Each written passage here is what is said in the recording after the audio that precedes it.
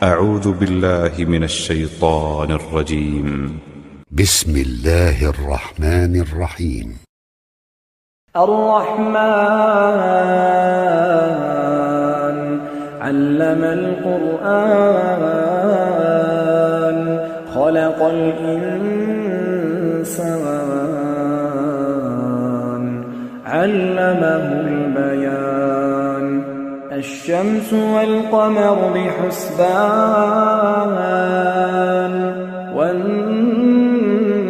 والنجم والشجر يسجدان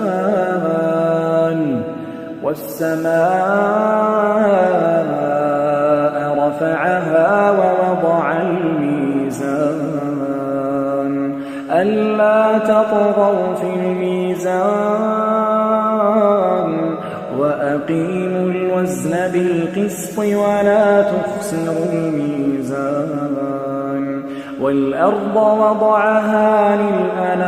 للأنام فيها فاكهة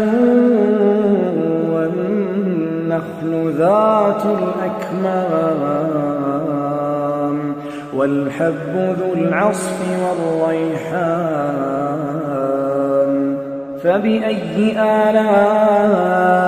آلاء ربكما تكذبان خلق الإنسان من صلصال كالفخار وخلق الجان من مارج من نار فبأي آلاء ربكما تكذبان رب المشرقين ورب المغربين فبأي آلاء ربكما تكذبان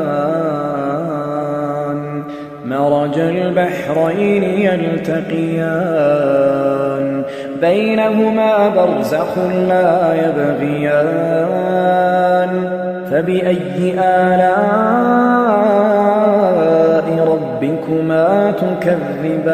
تكذبان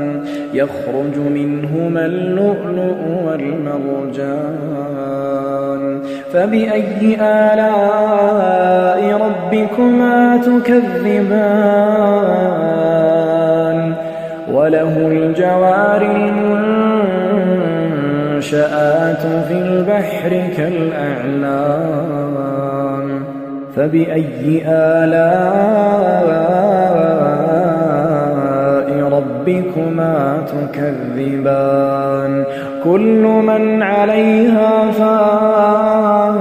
فان كل من عليها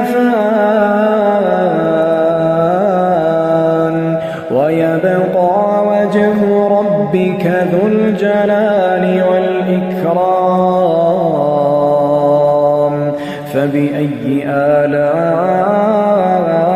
آلاء ربكما تكذبان يسأله من في السماوات والأرض كل يوم هو في شأن فبأي آلاء ربكما تكذبان سنفرغ لكم أيها الثقلان فبأي آلاء ربكما تكذبان يا معشر الجن والإنس إن استطعتم أن تنفذوا من أقطار السماوات والأرض فانفذوا لا تنفذون إلا بسلطان فبأي آلاء ربكما تكذبان يرسل عليكما شواظ من نار ونحاس فلا تنتصران فبأي آلاء ربكما تكذبان فإذا انشقت السماء فكانت وردة كالدهان فبأي آلاء ربكما تكذبان فيومئذ لا يسأل عن ذنبه إنس ولا جان فبأي آلاء ربكما تكذبان يعرف المجرمون بسيماهم فيؤخذ بالنواصي والأقدام فبأي آلاء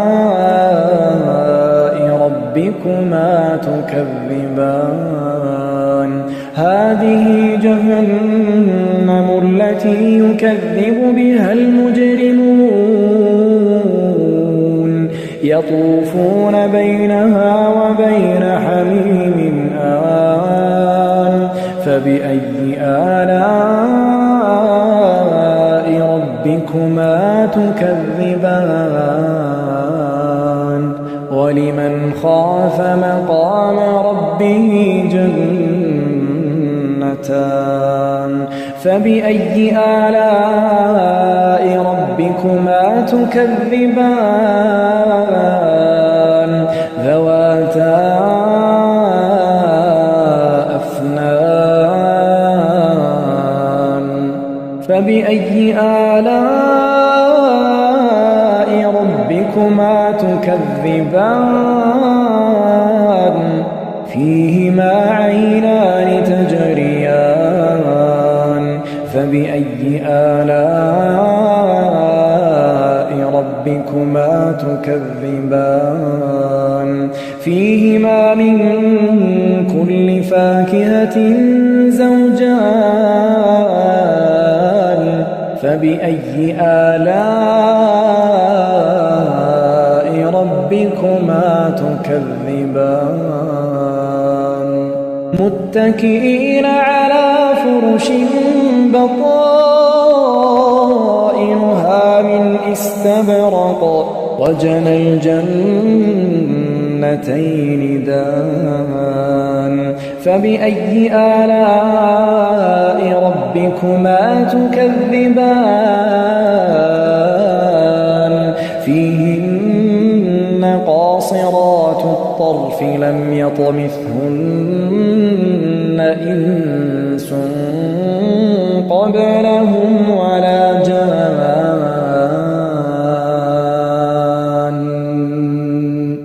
فبأي آلاء ربكما تكذبان كأنهن الياقوت والمرجان فبأي آلاء ربكما تكذبان هل جزاء الإحسان إلا الإحسان فبأي آلاء ربكما تكذبان ومن دونهما جنتان فبأي آلاء ربكما تكذبان مدهامتان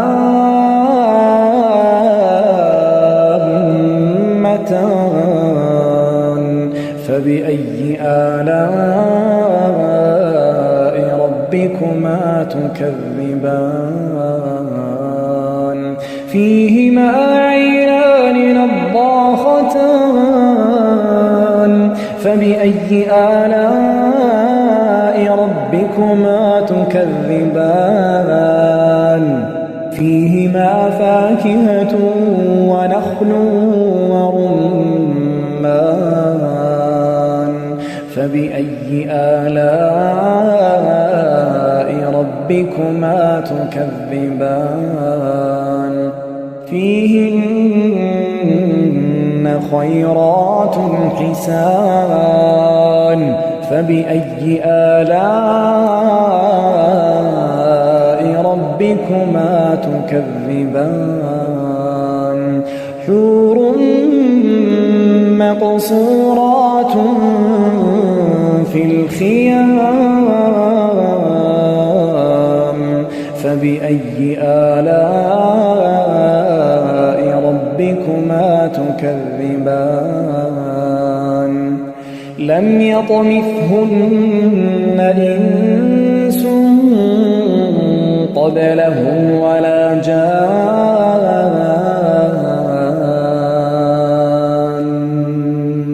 فبأي آلاء ربكما تكذبان متكئين على رفرف خضر وعبقري حسان فبأي آلاء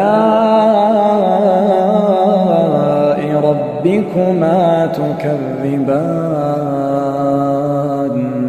تبارك اسم ربك ذي الجلال والإكرام